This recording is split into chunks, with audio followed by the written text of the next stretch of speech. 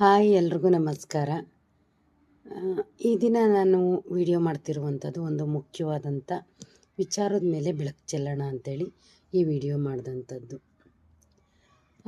ನಾನು ಇತ್ತೀಚೆಗೆ ನೋಡಿದಾಗೆ ನಮ್ಮ ಸ್ನೇಹಿತರ ವಲಯದಲ್ಲಿ ಎಲ್ಲರೂ ಯಾವುದೇ ಒಂದು ವಿಚಾರದಲ್ಲಿ ನಾ ಹೆಚ್ಚು ಅಂಥೇಳಿ ಮುನ್ನುಗ್ಗಿ ನಾವು ಸ್ನೇಹಕ್ಕೆ ಮುನ್ನುಗ್ಗುವಂಥದ್ದು.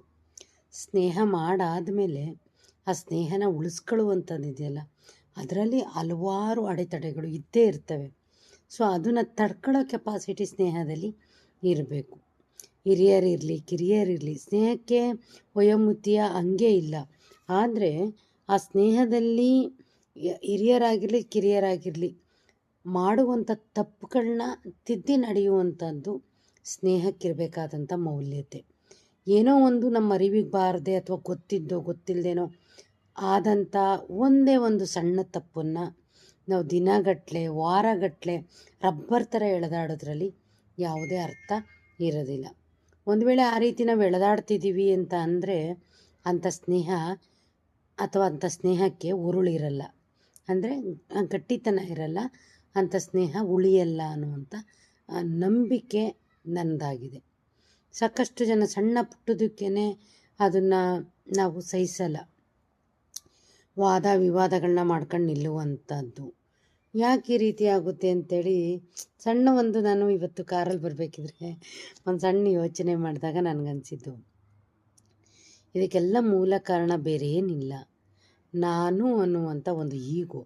ಆ ನಾನು ಅನ್ನುವಂಥ ಈಗೋ ಬಿಟ್ಬಿಟ್ಟು ಈ ನಾಲ್ಕು ಬಿಟ್ಟು ನೀವು ಅಂತ ತೋರಿಸೋ ಕಡೆ ನಾವು ಗಮನ ಕೊಟ್ಬಿಟ್ರೆ ಈ ನಾನು ಅನ್ನುವಂಥದ್ದನ್ನ ನಾವು ಮರೆತು ಬಿಡ್ಬೋದು. ಆವಾಗ ಆ ಸ್ನೇಹ ಗಟ್ಟಿಯಾಗಿ ಉಳಿಯುತ್ತದೆ.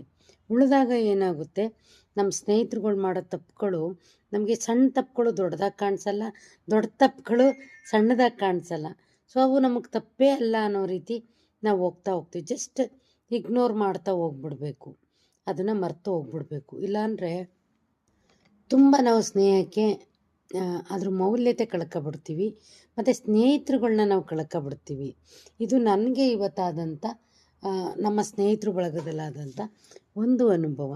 ಅದಕ್ಕೆ ನಾನು ಹೇಳೋದು ಯಾವಾಗೂ ಸರಿ ಇರಲಿ ತಪ್ಪಿರಲಿ, ಸ್ನೇಹ ಮಾಡಿದ್ಮೇಲೆ ಅದನ್ನು ಎಳ್ಕೊಂಡು ಹೋಗ್ಬಿಡ್ಬೇಕು, ಬಿಟ್ಟು ಅಥವಾ ಕಿತ್ತೆಸ್ಬಿಟ್ಟು ಹೋಗೋದಲ್ಲ.